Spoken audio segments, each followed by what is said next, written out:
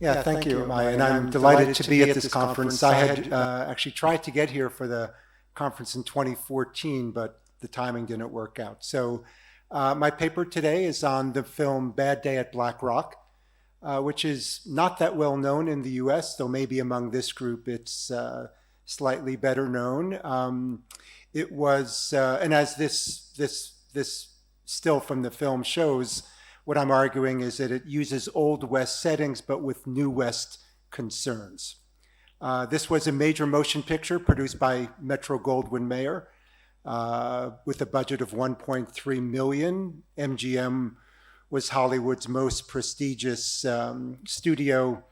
The slogan, "More stars than there are in heaven," many of whom were in this film, headed by Spencer Tracy, definitely an A-list performer, but with a great supporting cast: Robert Ryan, Anne Francis, Dean Jagger, Walter Brennan, Ernest Borgnine, Lee Marvin, and others.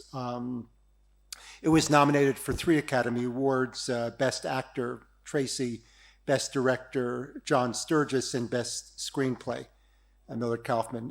John Sturges is a name that's probably well known to the folks in this room, known for a number of important Westerns, some of which I've put on the screen here. Probably best known for The Magnificent Seven, 1960, but also going back to Nick's talk, Gunfight at the OK Corral with Burt Lancaster as Wyatt Earp and Kirk Douglas as Doc Holliday. I think his first Western is the one we see lower right, The Walking Hills. And Sturges uses a lot of the Old West settings, as he did in his other Westerns. These 2 stills, the one on top shows the train that is bringing the mysterious stranger to the small town of Black Rock. Now, this film, released in 1954, late 54, wide release in 55, and the eponymous Black Rock at the bottom. But the film tells the story of a mysterious stranger in a very Old West setting. I think of Shane arriving in the small town. Other mysterious strangers appear throughout classic Western films, but in this case, he's brought by the train, which has not stopped in this town in 4 years. He gets off the train and everyone is wondering why he is there. And in this wonderful still from the film, it was filmed in CinemaScope, aspect ratio of 2:3:5:1, and the cinematographer, William Meller, and Sturges really emphasize the widescreen aspect, both in this top still and in the bottom where they're assembled in the hotels, trying to figure out who this person is and why he has come to Black Rock. Later, we learn that the stranger, whose name is Macready, the Spencer Tracy character, also in a wonderful widescreen composition, tells Robert Ryan that the reason he has come to Black Rock is that he's looking for a Japanese-American farmer named Komoko. And then Ryan's 2 goons, Ernest Borgnine and Lee Marvin. Borgnine also won the Best Actor Award for Marty that same year. Ryan sicks his 2 goons upon Macready, Spencer Tracy, but the Western hero prevails. And in the end, he discovers what happens to Komoko, and then in the end reveals that the reason he has come to Black Rock was that Komoko's son, that is the son of the Japanese-American farmer, in World War II saved his life in combat in Italy. And he came to Black Rock to give the medal to Komoko's father. Komoko died saving his life. And instead he hands the medal to the Walter Brennan character, one of the few honest people in Black Rock. And then in classic Western fashion, the train takes him away back into the wilderness. So those are the Old West settings. The New West concerns in the film, I think, are entirely courtesy of the film's producer, Dory Sherry. Born Isadore Sherry in Newark, New Jersey, worked as a screenwriter at Warner Brothers, Paramount, MGM, became head of production at David Selznick's Vanguard Pictures, head of production at RKO, fired when Howard Hughes acquired the studio in 48, and then became head of production at MGM in 48, working with Louis B. Mayer, who you see lower right, along with Clark Gable, one of MGM's top stars. When Mayer resigned in 51, Shary became nominally head of the studio, but had a lot of conflict with MGM's parent, which was Lowe's Incorporated, Nicholas Schenck in particular. But Shary was known for making message pictures, and here we see the contrast. Samuel Goldwyn said famously, if you want to, or apocryphally perhaps, if you want to send a message, you call Western Union. Shary is saying films must provoke thought in addition to entertainment. They must educate and inform as they entertain. So he's definitely a message picture producer. One of his early message pictures, Crossfire, deals with anti-Semitism, also with Robert Ryan, or another film, one of my favorites, The Boy with Green Hair, 1948, the last film he made at RKO, where Dean Stockwell, the boy with green hair, lower left, wakes up with green hair, and it's a message. It's to bring peace to the world. Now, the topic, that the fact that Komoko was sent to a relocation center for Japanese Americans is extremely unusual. At the time, this was not well known. Today, it's in history books. I could find only one history book from the late 40s and early 50s that even mentions the topic of relocation, and that's this 1954 edition of Bragdon and McCutcheon's History of a Free People, where it's one sentence. There had been a couple of motion pictures that mention it, but in this case, Little Tokyo, USA, talks about it approvingly, that the Japanese Americans as potential spies have been relocated. Or another film produced by Dory Sherry that mentions it is in Go for Broke, which tells the story of the 442nd Regiment, which was the most highly decorated unit for its size and length of service in World War II. The film, Bad Day at Black Rock, was based on this short story written by Howard Breslin that appeared in American Magazine in 1947. They changed the title Bad Time to Bad Day. The Honda Motor Company was not formed until 1948. So when Breslin wrote this, he wasn't aware of Honda. But the reason they changed the title was not for the Japanese Motor Company, but for the John Wayne film Hondo, which came out in 1952. The screenplay for Bad Day at Black Rock, or adapting Howard Breslin's story, was the work of Millard Kaufman, who's best known for creating the character Mr. Magoo, though he was also, like Shary, a noted liberal. He fronted for Dalton Trumbo in Gun Crazy, 1950. But here's some material from the Dory Sherry papers at the University of Wisconsin, where he writes, "This picture will always be one of my favorites. I had to fight to get it made. It was the issue that was the first rupture between Nicholas Schenck, the head of Lowe's, and myself, and its critical and commercial success gave me satisfaction and comfort at a time when I needed it most. The concept of the film was largely mine." Shary was not known for his modesty, but Millard Kaufman wrote a terse and powerful script, and John Sturgis directed it with enormous skill. Some examples of the film's message from the scripts that are in the Dory Sherry papers, where McCready, the Spencer Tracy character, is confronting Smith, telling him he's looking for a man named, in the script it's Kamako, it became Komoko in the film. So Smith says, "Sure, I remember him, Japanese farmer, never had a chance." No, he got here in 41, just before Pearl Harbor. 3 months later, he was shipped to one of those relocation centers. There it is. Tough. Which one did he go to? I mean, acknowledging that there was more than one. And Smith says, who knows? Now, we see Smith's racism is brought out later in the film, where another conversation of Smith and McCready, where Smith scoffs at the idea that Japanese Americans might be loyal. They're mad dogs. Look at Corregidor, the Death March. And McCready says, quite logically, what did Komoko have to do with Corregidor? And Smith's response reveals his unthinking racism. Wasn't he a Jap? Look, McCready, there's a law in this country against shooting dogs. If I see a mad dog loose, I don't wait for him to bite me. So that's clearly expressed. And then what we learn later in the film from Pete, the John Erickson character, or the character played by John Erickson, is that Smith killed Komoko. He was turned down for the draft. He tried to enlist. He was turned down. He started drinking at 10 o'clock in the morning, and they all go out to Komoko's to try to scare him, and Reno shoots and kills Komoko and then buries the body on the site.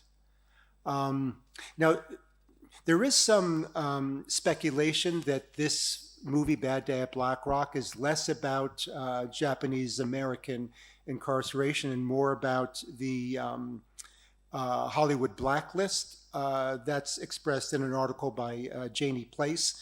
I disagree. Shari really was, he was one of the signers of the Waldorf Astoria statement. He really was no great friend of the Hollywood 10 and others.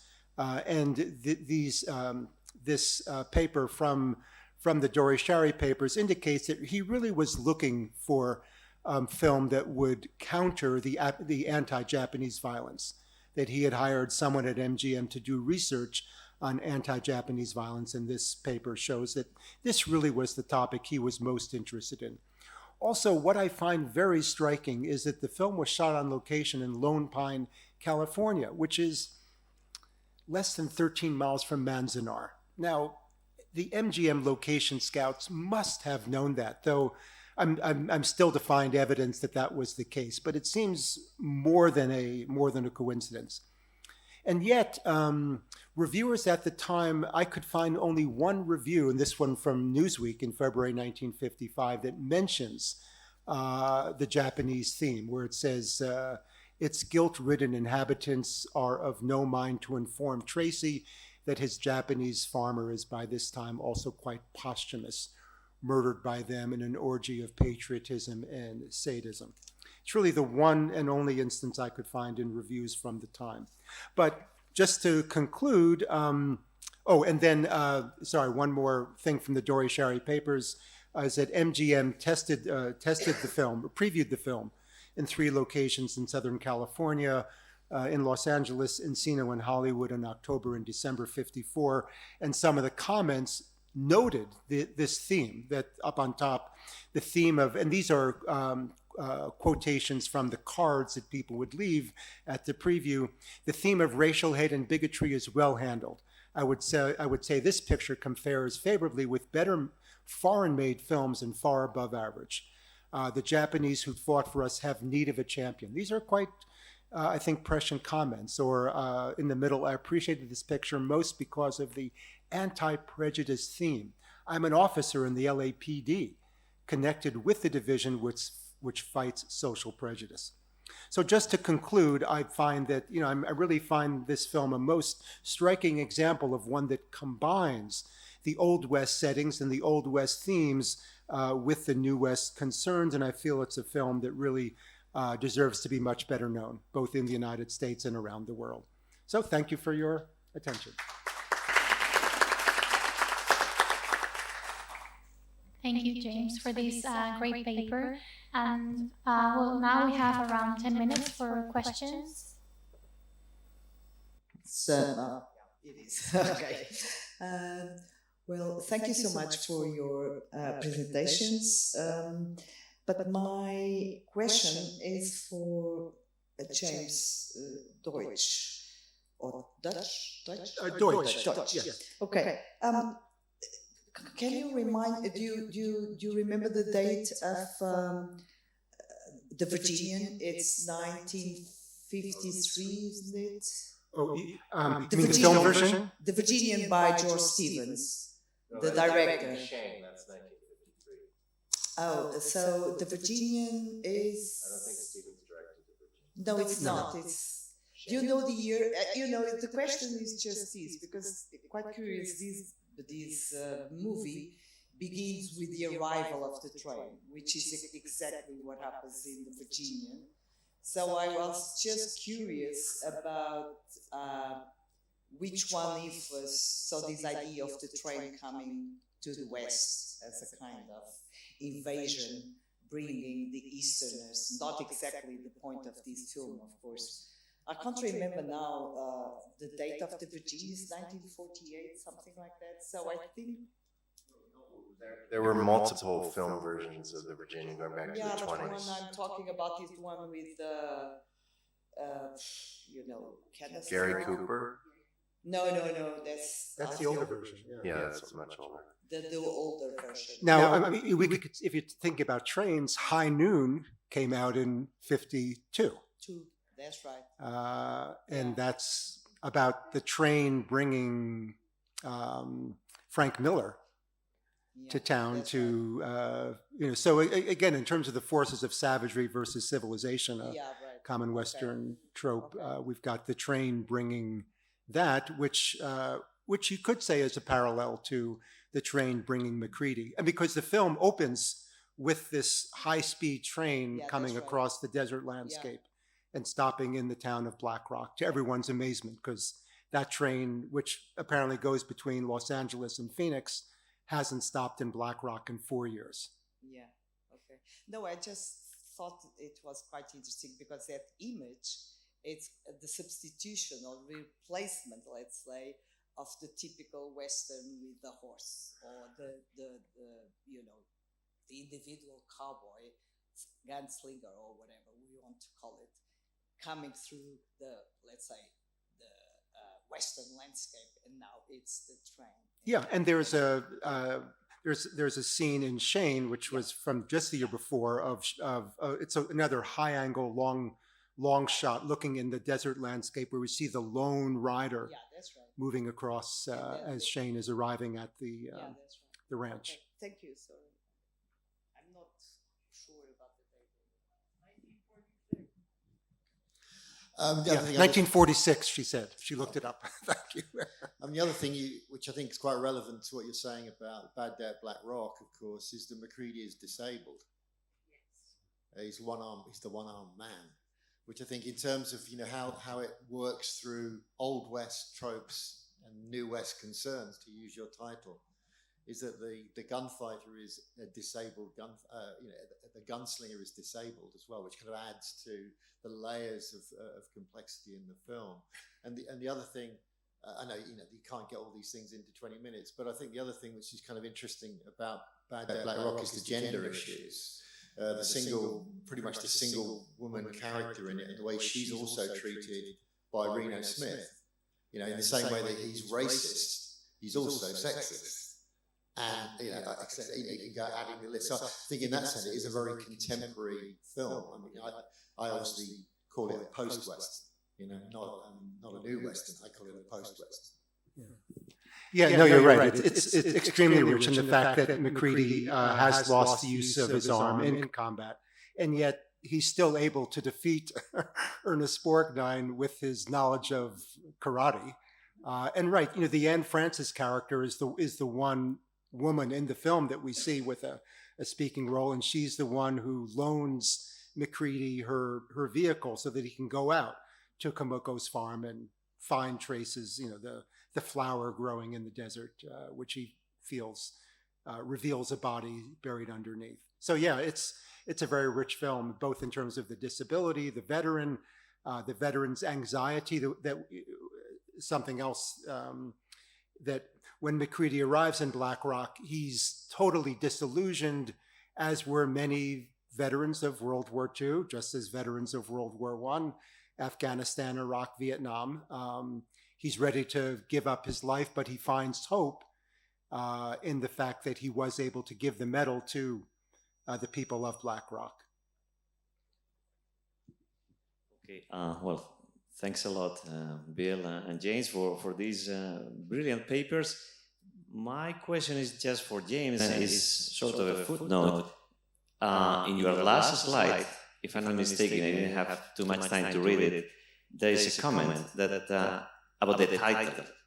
It sounds too much like a Western.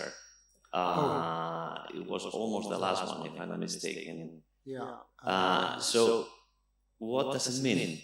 I think that, yeah, I think it's over there. One of the comments. I think it should be there. Oh, yeah. Yeah. Change title. Yeah. So the idea is that maybe the Western was not so proper at that time. We're still talking about the 1950s. So the idea is that, the author wants to break with the traditional patterns followed by the Western, so the new West idea would be there. Just curious about what you might think about it. Yeah. Well, I would say that Westerns were still extremely popular in 1954-55. So this is, these comments are anonymous, and I think I just photocopied a piece of paper that had some of the best ones. Or maybe I combined a few, but yeah, this one individual, and we don't know male, female, we don't know age. Sounds too much like a Western. Well, yes, that's the point, I think. So.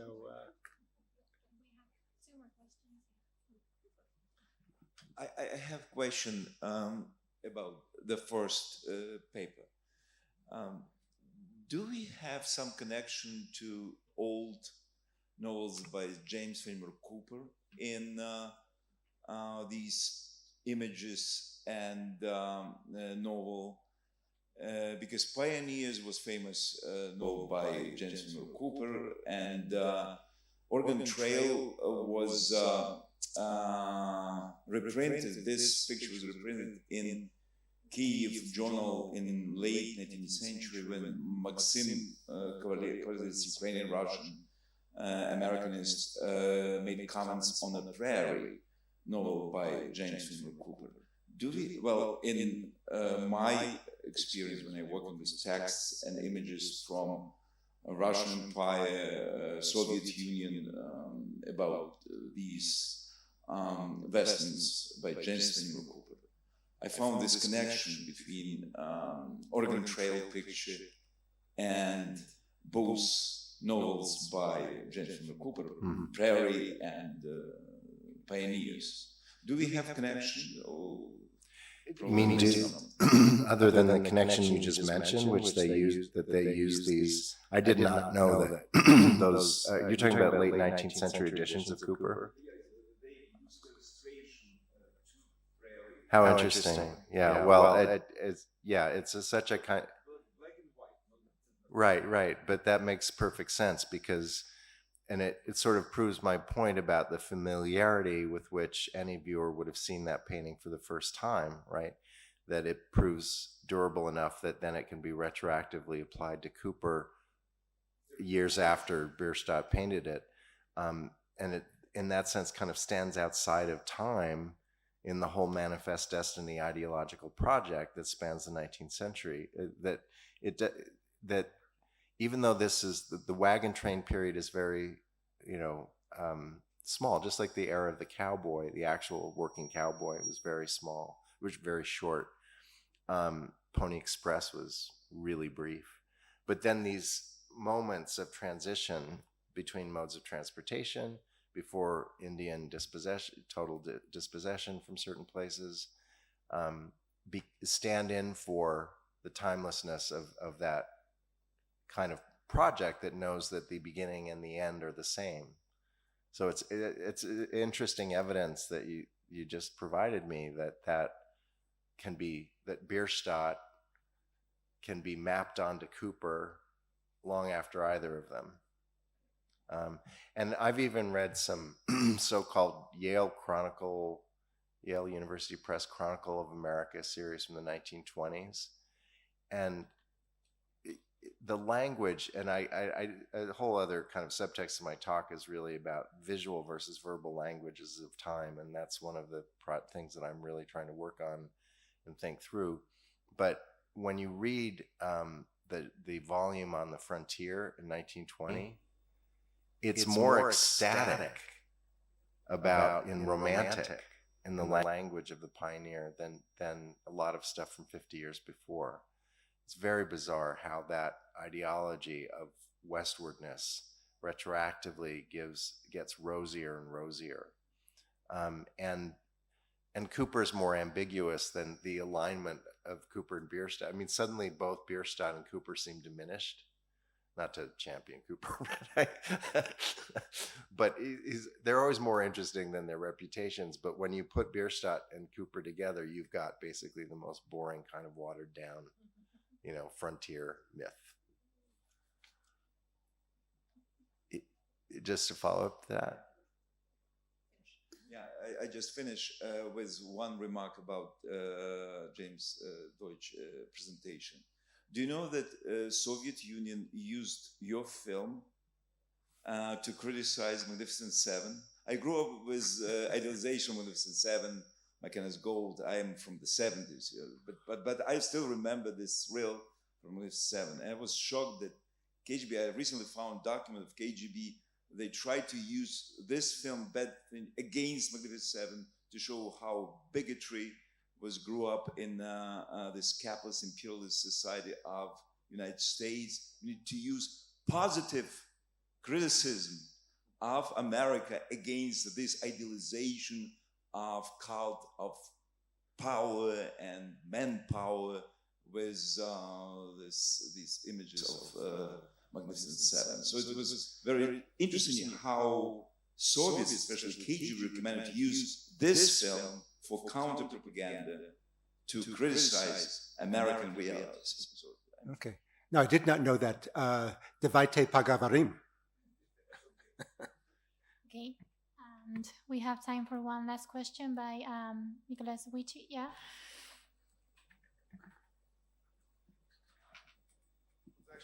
I'm actually thinking about the time, and maybe I'll just, Bill, I'd love to get some more of your thoughts on the best of days as a first fleet, and how that might seem as a structural element or structuring element in My Antonia.